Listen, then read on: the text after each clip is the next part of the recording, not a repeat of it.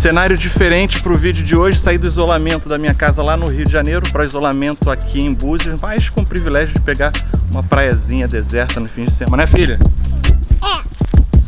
Mas a ideia desse vídeo é falar de outro privilégio, às vezes uma necessidade também, mas com certeza uma polêmica, que é a volta às aulas em tempo de pandemia. EPI, protocolo, escola pública, privada, como é que tá rolando nos outros países? Vamos conferir nessa história, nos stories direto de Búzios. O problema é só o tempo que tá querendo virar.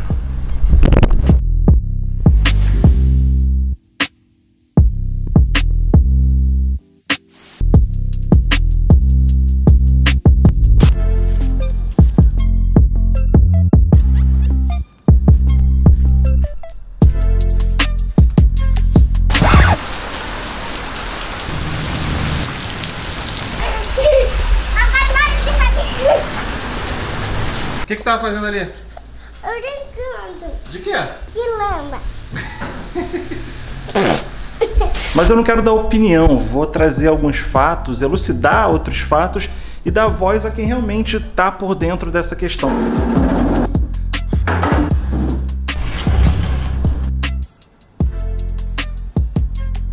Mas antes vamos a um pouquinho de contexto. Muita gente fala dos relatórios da OMS, da Unicef, da Unesco e dizem que eles são a favor de abrir as escolas. Isso não é verdade. Eu me dei o trabalho de ler esses relatórios. Eles falam sobre priorizar a abertura de escolas. Claro, quem é que pode ser a favor de abrir bar, de abrir academia de ginástica, fazer malhação antes da educação, do estudo das escolas? Mas todos esses estudos falam que as escolas podem reabrir quando o vírus já estiver controlado, o que está longe de ser o caso no Brasil. Tem até uma ressalva aqui que diz o seguinte: a decisão sobre a reabertura deve ser tomada com base no nível de transmissão do coronavírus e a avaliação de risco local. E no momento a nossa situação é essa. Eu acho inacreditável que alguém olhe esse gráfico e pense que é o momento da gente decidir reabertura de escola, colocar nossas crianças aglomeradas em salas sem condições e preparo, que mais ainda falar sobre público em estádio de futebol, né? Mas não vou nem entrar nesse detalhe. Até pouco tempo atrás era consenso que não fazia sentido voltar com as aulas na situação que o Brasil se encontra agora. De repente começaram a surgir uns argumentos meio amalucados e umas matérias e reportagens, justamente em uma época de pressão por rematrícula e o medo do ano letivo só voltar em 2021. Vale a pena a gente ter cuidado e se informar sobre grupos que se dizem pela educação, mas que são financiados por bancos, grandes empresários. Não que isso tenha problema, mas vale sempre a gente ficar de olho. Eu acho que quando a gente fala da saúde das nossas crianças, a economia deve ficar em segundo plano. E aí começaram a surgir uns argumentos que eu acho que não vale nem a pena entrar em detalhe nesse vídeo. Ah, mas a praia tá lotada. Bom, dois erros não fazem um acerto, né, meu povo? Ah, mas o jornalista, a caixa do supermercado, o entregador de comida estão funcionando. Primeiro que são funções diferentes com consequências diferentes. Segundo, que você já ouviu falar em serviços essenciais? Tem até uma portaria do nosso governo sobre isso. Mas as crianças já estão na rua, já estão em tudo que é lugar. Que crianças são essas e que pais são esses, né? E a gente cai na questão da saúde mental. E com isso em mente, eu não consigo entender o benefício de voltar à escola agora para a saúde mental das crianças. Voltar para um ambiente de medo, que não pode encostar no amigo, que não pode tocar na professora, que tem que usar máscara, que tem que lavar a mão, que não pode fazer aquilo, vai ser benéfico? Claro que é um desafio. Muitas crianças estão sofrendo consequências psicológicas de estar em isolamento há tanto tempo. Isso é uma questão real e deve ser tratada com seriedade. Vários pediatras falam, inclusive, sobre como lidar com a situação do isolamento enquanto não é possível voltar às escolas. Fora que implementar esses protocolos com criança pequena, principalmente, vai ser e é completamente impossível. E quando a gente fala em protocolos, a gente tem que lembrar de outra questão, principalmente no Brasil, que é fundamental para a gente analisar e tratar de qualquer assunto, que é a nossa terrível desigualdade social. A pandemia acabou mostrando pra gente também que as pessoas em situação mais vulnerável ficam ainda mais expostas, mais vulneráveis numa situação emergencial como essa. E quando algumas pessoas falam nas crianças que estão nessa situação e que precisam voltar para a escola, eu acho que elas desconhecem completamente a realidade da maioria das escolas públicas do nosso país. Eu falei com alguns professores que passaram um pouco da realidade dessas escolas. Será que a solução é mandar para escolas tipo essa aqui? Será que depois elas vão voltar para casa mais saudáveis? Ou será que elas vão infectar a mãe que está de noite com elas e muitos outros parentes que provavelmente moram junto com elas também? Ah, mas então abre as escolas particulares que têm condição de fazer isso. Que p*** de argumento é esse? Só vai acentuar e piorar a desigualdade social, que é uma das raízes dos maiores problemas do nosso país e do mundo. Escola não é depósito de criança, é lugar de aprendizado, é lugar da gente formar pequenos cidadãozinhos também.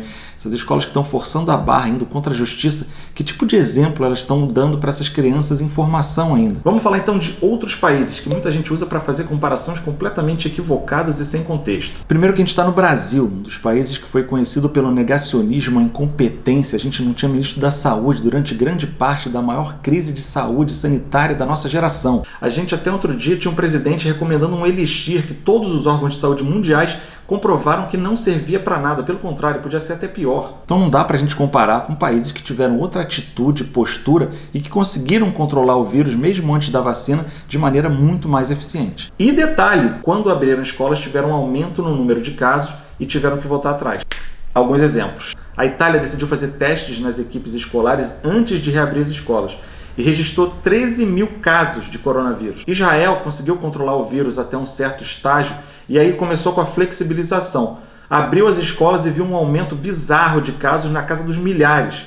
Alguns estados americanos que abriram escolas com a pandemia ainda não controlada viram um aumento significativo de casos, tipo a Flórida, que viu mais de 26% de aumento em um mês só depois de reabertas as escolas. Quebec e Ontário, no Canadá, um país que foi exemplo de como lidar com a pandemia, teve que fechar mais de 200 escolas após a reabertura. A França foi outra que teve que fechar dezenas de escolas e cancelar milhares de turmas depois do grande aumento de casos de coronavírus após a reabertura. E o Brasil, que já está nesse contexto horroroso, que ainda está numa situação lamentável. Parece que a gente normalizou e aceitou tanto já essa quantidade de mortos como se fosse algo natural, que no Espírito Santo teve escola divulgando protocolo para despedida de professores e alunos no caso da morte de alguns deles. No Maranhão, 3 escolas particulares que abriram em fase de teste tiveram que fechar menos de 48 horas depois por conta do aumento de casos. Manaus, que estava considerando um case de sucesso por aqueles que defendem a reabertura, é um dos estados do país com maior número de subnotificação. E ainda tem esse detalhezinho que às vezes quiseram passar despercebido. E nessa história toda, pouco se fala num dos principais, se não principal personagem junto com os alunos, que são os professores.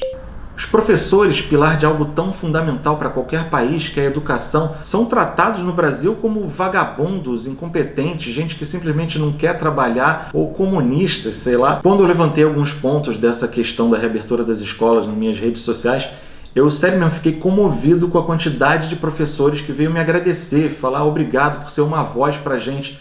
Eu que não sou ninguém. Ou seja, é realmente cruel e bizarro e um sinal de como é tratada a educação no nosso país. Os professores foram um dos que mais trabalharam durante essa pandemia e continuam trabalhando. Tiveram que cuidar de inúmeras turmas ao mesmo tempo. Teve muito professor sendo demitido e outros sendo sobrecarregados para assumir a carga horária dos outros. Isso tudo enquanto tinham que cuidar de si mesmos durante a pandemia e de todas as pessoas à sua volta.